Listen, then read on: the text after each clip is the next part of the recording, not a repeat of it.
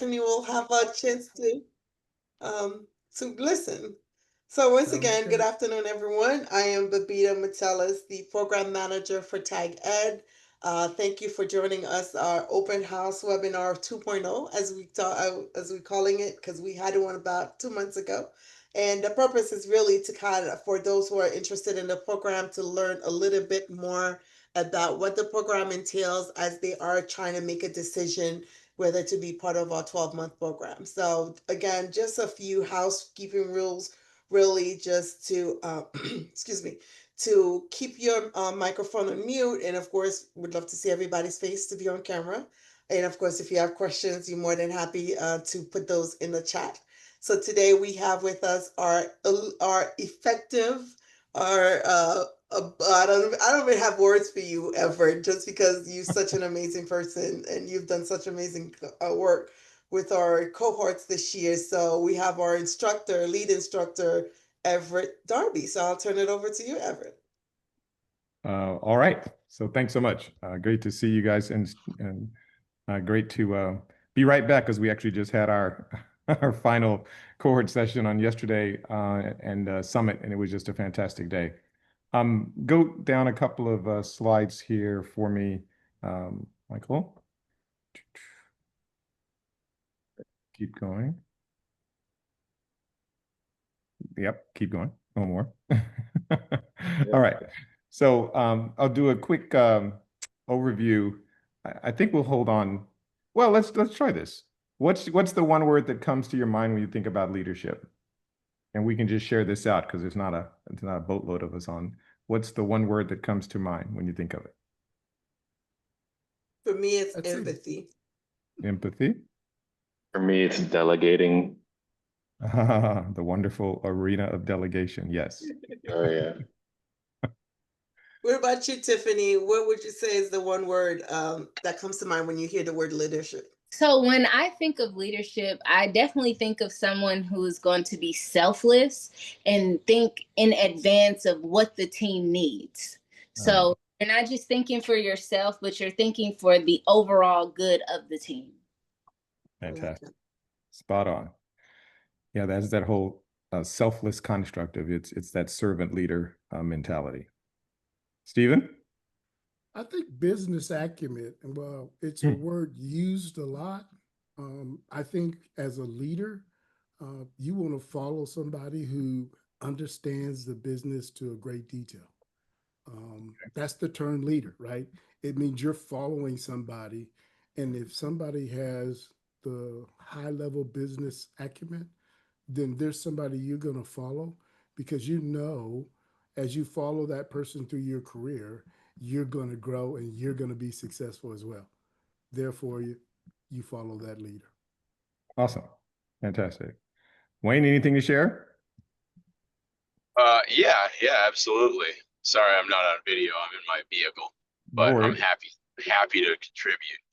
So leadership to me is really it almost has a silent word in front of it, and it's people. And the way that I define it or look at it is being able to set the conditions to select and lead a team to success. Oh. And there's many, there's a lot like that can be unpacked greatly, right? I mean, there's tons of stuff to learn, but if a true leader is going to set the correct conditions for his team to be a successful team, or his or her team. Bingo. Well, it's funny because one of the things we obviously, and you guys know this, we've talked about it, is if we kind of Google leadership, you'll get like 11 million different definitions. But the one I simply, that's kind of simple that I like to use is leadership is the things we say and do that motivate others to take on their most difficult challenges and succeed. And then I modify that slightly to say it's also the things we say to ourselves that motivate us to take on our most difficult challenges to succeed, because the leader first has to deal with themselves. So awareness of who I am as a leader, who I want to be as a leader, what's the gap, and what can I be doing to drive that forward. And so that's kind of where we really play from inside of the TAG Pathways to Leadership program. So let's just take this other icebreaker for a second. So think of someone you admire as a leader. What are a few of adjectives or inspiring sentences that you can share about them? Who's that person? You don't necessarily have to name them, but give us some context for who they are. I would say easy to talk to. Easy to talk to. Okay. Yeah. That's a good one. Yeah, I'd go with always available. Easy to talk to, always available. Whew. Well, you in know, this day and age. we are humans and we have families and priorities, but you know, 95%, I suppose, but it's being available when maybe it's not convenient for you. It's when you're needed. You know, the leader should be able to should be there. Yeah. I think what you're really pointing at is this idea that, wow, I need to be able to engage and talk to. So it's about the context of that relationship with the leader, that I can connect with that person, man, when it's important, when I need to. And there's some level of availability. I think that's what you're really pointing at, which is awesome. Yeah. Another Agreed. one I want to add too is almost a leader that can take risks as well, because you don't want a leader to be always playing it safe. You sometimes want a leader to take some type of risk. So that's, for me, I admire that. You say? Okay. I'd also throw in a resource. Oh, an absolute resource. Yep. Okay. Michael, Tiffany, anything to add?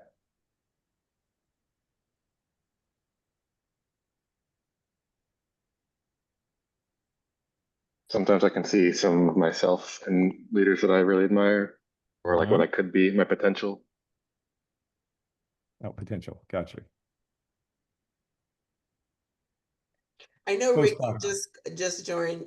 So Ricky, we're doing a little icebreaker just to kind of catch you up, and we're asking to think of someone you admire as a leader, or the qualities that you admire in them as a leader. Can you hear me? You Yes. can. Hey, Ricky. There you go. For me, it's always lead by example. I mean, that's what it boils down to. Like when I see a leader that's willing to roll up their sleeves and set the example rather than verbalize it, that goes a long way with me. Because then they set the standard for everyone else. Bingo. Great ad. All right. Michael, go forward one slide for me. So again, just to give a little bit of context, I got pulled in to the last cohort as the new lead instructor for the Pathways to Leadership program, and just had a fantastic year with cohort number 4. And we're looking forward now to cohort number 5, which will kick off in October. As it says here, just a little bit of context, I have spent about 30 years in corporate, first with Monsanto, where I did sales, business development, ran a number of businesses, and then ended up going up to we had purchased the NutraSweet business. So I went up and ran our relationship there with Pepsi for a number of years, and then ran NutraSweet sales and marketing, became GM of another business that we purchased. And then we sold those, and I ended up coming back to Atlanta to work for Coca-Cola. And so while at Coke, I did head of innovation for North America, and then global innovation. And the last thing I did before leaving Coke was my team created and launched Truvia, the natural sweetener. And so and I've now been doing consulting and leadership development work for the past 15 years since leaving Coca-Cola. And so what I really love about the TAG program is that at TAG, we believe leadership is not reserved for job titles. Leadership is really, and you guys have talked about it already tonight, it's about behaviors. It's about how you influence, collaborate, and deliver impact. And that happens from wherever you sit in the organization. So even though we talk about TAG being, obviously it's a leadership program, but it doesn't mean that you have to be leading people, because all of us are leaders no matter where we sit, and no matter whether we're independent contributors or you actually have people reporting to you. So a little bit more context on the program, and I'll ask you, Michael, to flip forward one more slide. The Pathways program, it's a year-long program, as has been referenced, designed specifically for technical managers and leaders.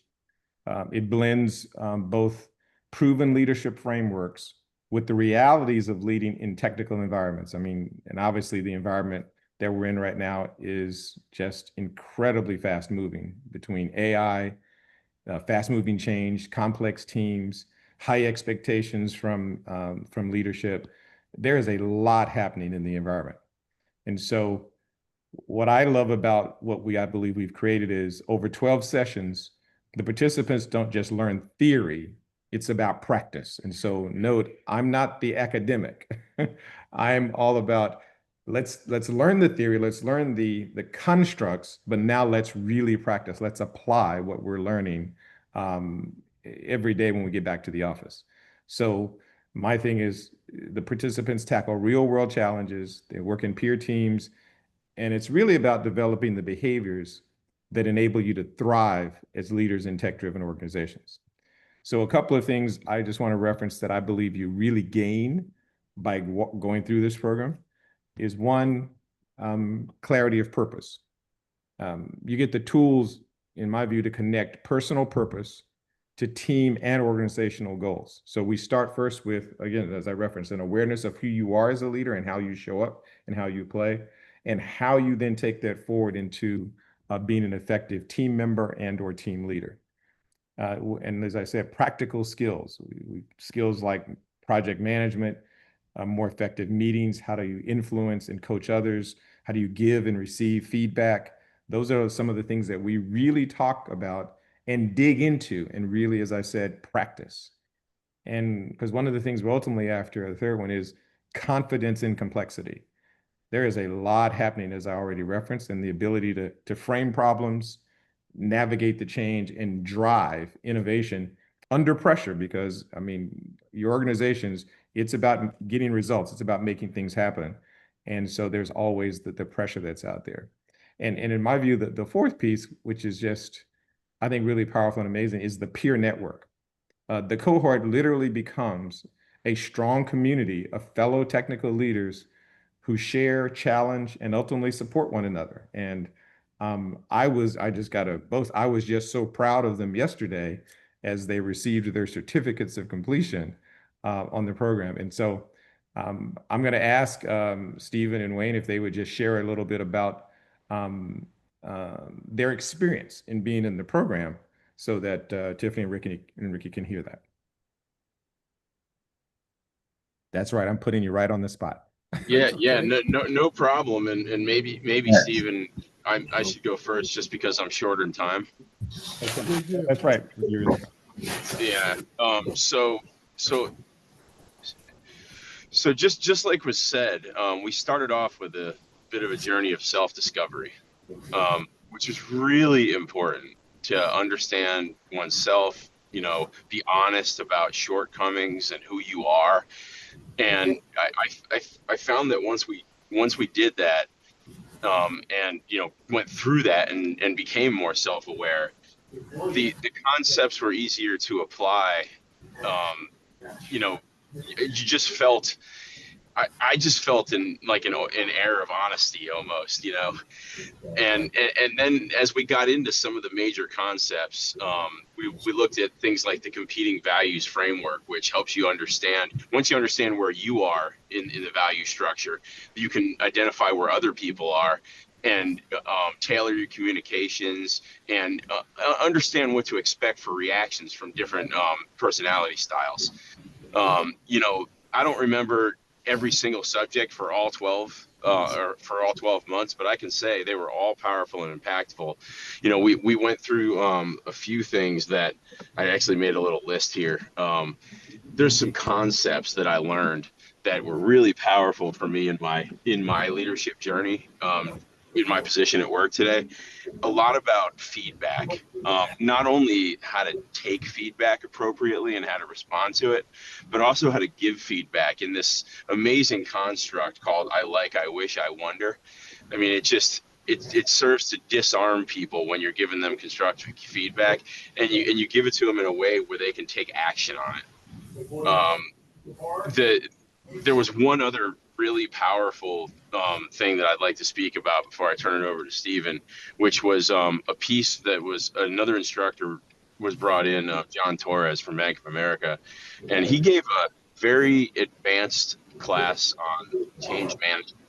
And I had been schooled in change management previously, but not to this level. The training is touted as leadership training to move to the next level in your career, and it really is. And that's that example embodies it right there. So I'll leave it at that. Other than it was a great experience, and I encourage everyone who is considering it to do it. You will benefit from it, and I'll turn it over to Stephen from there. Thank you. Thanks, Wayne. We appreciate it. Thanks, Wayne. For me, it was a 12-month journey. And what was so exciting about those 12 months is during the journey, you learn actionable items that you could then go straight back to work and deploy in your organization and try and feel and understand and manipulate and change so that the outcome turned out to be something that you had value and brought your skill level to another level when it came to leadership. We went through a lot. I mean, don't think you're not going to have homework. You're gonna see a triangle about 30 times, but it always has a short, concise message and a learning object that's easy to understand and take away. So for me, having the chance to be in the cohort, study a different topic or a different way of looking at things, and then immediately being able to deploy that and learn from it, to me, that was knocking it out the park. And that's like month one. Something different month two, something different month three. And so you do it throughout your journey, right? And it's like everything else. I heard people say good and bad. You get what you put into it. There's a whole lot of get out of this. You just have to apply yourself and be willing to expand your horizons and be willing to grow in front of people that you don't even know, but that you bond with through that experience, right? And so you can watch everybody just kind of move their game to another level. And so that was the enjoyable piece to me. But the tool sets that you learned that you could immediately employ, again, that was what I would call knocking out the park. Awesome. Thank you, Stephen, for sharing. I'm going to ask Ricky to share as well. Ricky, was it which cohort, Ricky? Was it 1 or 2? I was in 1, the very first one. So The original, the OG. Yeah, I'm not going to be able to go into. It's been a while, but what stood out to me more than anything is the opportunity to be vulnerable. We were challenged in a lot of ways to humanize the leadership experience and to really dig deep to understand how we impact organizations and ultimately people. And that's what I enjoyed about it, because for me, it is about the people. When you're provided with the opportunity to lead an organization, to lead teams, that ultimately is what it boils down to. And I just remember Paul on so many occasions challenging us to think different and to really humanize the experience, to say, let's not really be so focused on production, but more about how our actions, how our thoughts impact the people that we lead across different demographics, across different age groups, across different generations.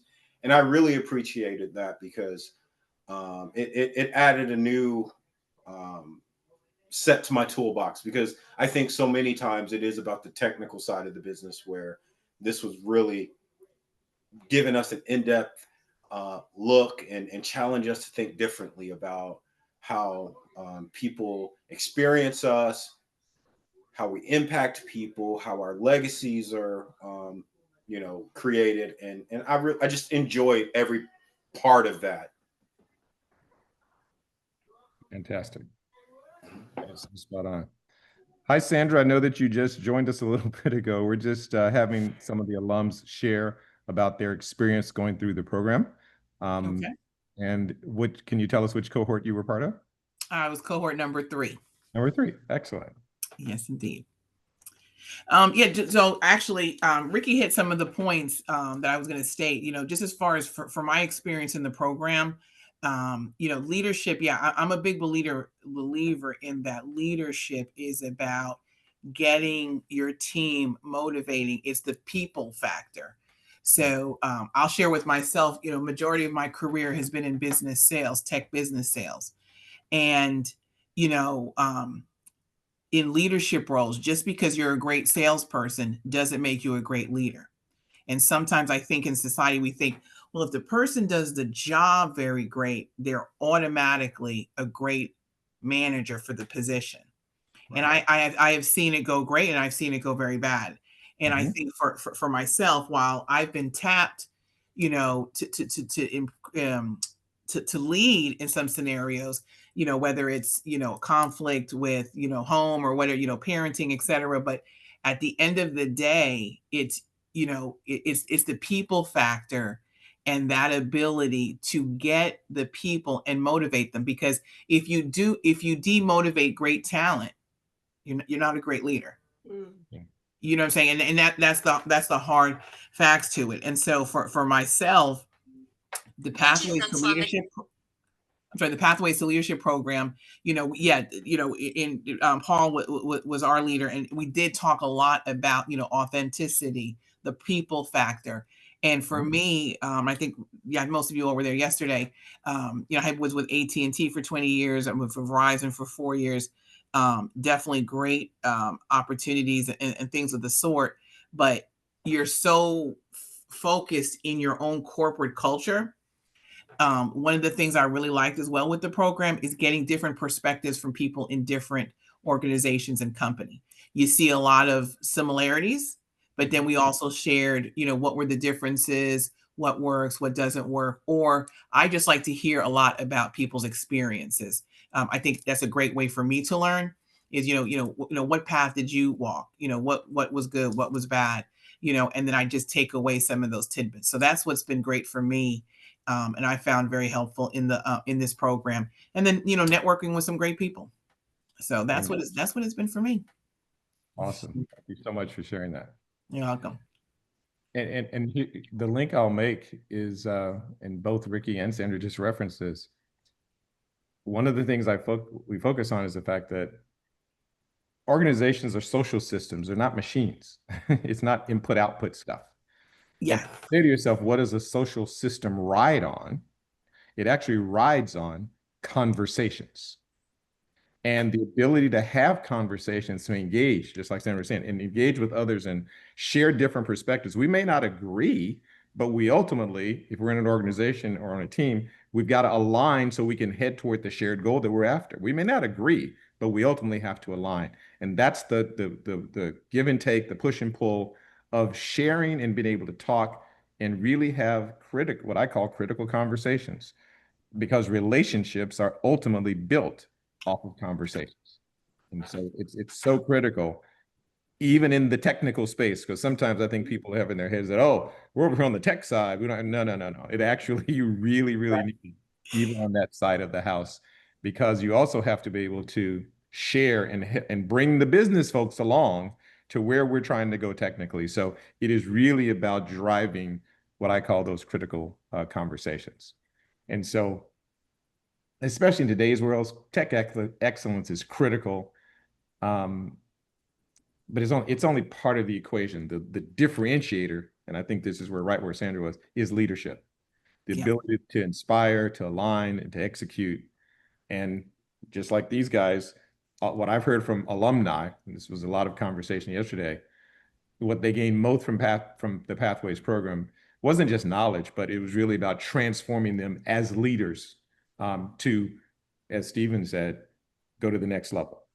They learned how to lead powerfully, whether they had direct authority or not. So I want to just keep stressing that it is about leading from wherever you sit. So I just want to leave you with that kind of challenge. If you're a technical leader, if you aspire to be one, ask yourself, what's the next step in my leadership journey? I always frame it this way as we ought to always have in our mind, here's where I'm trying to go. And I always kind of say, step out, put yourself 3 years out and say, where do I want to be in 3 years? Literally write it down. Here's the type of leader I'd like to be, the type of father I'd like to be, whatever those things are for you, write them down. And then back up to say, okay, here's where I am, current state. What steps am I willing to take? What actions and commitments would I take to start to move in that direction? You don't have to jump all the way there, but you can say, what specific, consistent practice can I start to employ that's going to move me towards that vision that I have? And so that's the challenge, because I don't think any of us are content just being good. We actually all want to actually go from good to great. I just believe that, and that's what we talked about on yesterday. So Pathways to Leadership is here for those who are ready to take that step. And we'd love to see you on that journey with us at TAG. So I really want to thank you for joining us. I'd love to hear if there are any questions, any other thoughts as we begin to move towards wrap up. I just want to touch on one thing that you said as you were saying it, Everett, that kind of came out to me, and it's communications, right? Leadership is about communicating ideas, communicating different directions, communicating, sometimes taking all the ambiguity out of a concept and breaking it down so that it's easy to digest for people that work for you. Business moves fast. Yes. And a lot of times they don't have the time to take you through a 20-step discussion about why we're moving in this business and direction. But when a leader can communicate and take that information and break it down and communicate it across in simple terms so that it is understandable to the people that they lead, I mean, that's a tremendous thing that a leader can do, because again, it moves so fast that nobody has the chance to hold your hand and take you somewhere. But if I can take a concept and break it down to its most easiest terms to digest, then you will more than happily go forward with that because you understand where it's going to take you. Bingo. Great comments. I really like that. That's spot on. I do have I have two questions. Sure. One is more for me being, I'm just gonna put it out there now. I could say it now. I am gonna be one of the cohorts next year. Looking forward to you being on. So on you guys being an alumni, even though I know this, I kind of know in terms of the administration side of the program, right? So what would you say for someone like myself coming in, would you say was the most challenging for you to be a part of this program? What would you say, what was the challenge you've encountered, whether from dealing with your personal life and making sure that to be consistent, or, from your professional life and start to be consistent and juggling? So I'm curious to know what was the most challenging, and did you feel like you conquered? So that's the first question.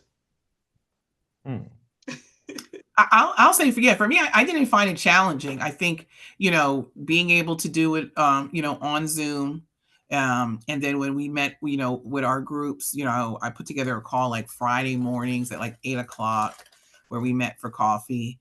And, overall, I didn't find it to be like a difficult time commitment. Mm-hmm. I think it was very reasonable because, if you're dedicated to the program, you got to put some time into it. And I felt that it was a good amount of time. The only thing I would say was I wanted more interaction amongst the group. Mm-hmm. But I know that can be difficult. So it's a catch-22, because as much as I'm saying that, I'm like, okay, how many times can I really get to North Atlanta? I live south. I live south in Fayetteville. So as much as I'm asking for something, that would have been probably a little bit more challenging. And then the only other I don't want to say challenging, but my recommendation being on the advisory board is putting together like a LinkedIn page or something where we can communicate. Because I will say I do kind of feel like once leaving the cohort, outside of going to tag events, and then the few people that I've connected with that, you know, we may see each other once in a while, or when there is an event we connect, like to be more engaged with the broader audience. So I wouldn't say so much challenging, but that I guess that's one of the things where I'd like to see some more of that. And we're going to work on that on the advisory board. Fantastic. And thanks for stepping on the advisory board, Sandra. Absolutely. Oh, my pleasure. Looking forward to it. All right. And to add to that, I think that's what Stephen was saying. You know, you get out of it what you put into it. So you can't kind of just sit back and then just expect everything to happen. You got to lean in a little bit too. Bingo. I'm glad you said that. That kind of brings me to my second question, which you kind of touched base on that in terms of, you know, making recommendations to the program. So my other question was going to be, you guys as being alumni, what would be some recommendations that you guys have to more to enhance the program? So I've heard from Sandra, Steve, and yours is fresh up the, you know, yours is still fresh in your mind, so to speak. So I'm curious to know what would you, you know, what sort of recommendation you would make to enhance the program to make it better? This is Babita from the programming side talking now. That's a good question. I think what I would do, and we did this a little bit, but I'm going back to Sandra's comment, as a cohort, as the entire cohort, right? I would have liked to probably meet more often. We met once a month, and we did meet in our internal meetings, but as an entire cohort, I would have probably wanted to meet twice a month. Now, that sounds simplistic, and I know it's no grandiose, but that time together and sharing, I learned so much from those 30 people that was in the cohort, right? That it was phenomenal for me to go through that experience. And I never would have been in it where I got 30 people's insight unless I was in the cohort. So I just wanted more. Selfish in me, I just wanted more. I wanted another meeting with everybody. You know, everybody brought something to the table. There was a lot of insight. There were people that were much smarter than me that shared their value that just made me kind of, you know, the old Arsenio Hall, things that make you go, you know? I know I'm dating myself. I was gonna say, you took it back. I'm the one that finished the sentence, so that just tells you. I am what I am. I've never tried to change that. But those kind of things and those kind of moments, I think I just wanted more of. And we got it within our cohort. We started off, I think, with 6 and dropped down to 5. But I would just say probably meeting twice. And I know that might be difficult for a lot of people because you got your own job and you're trying to include this one.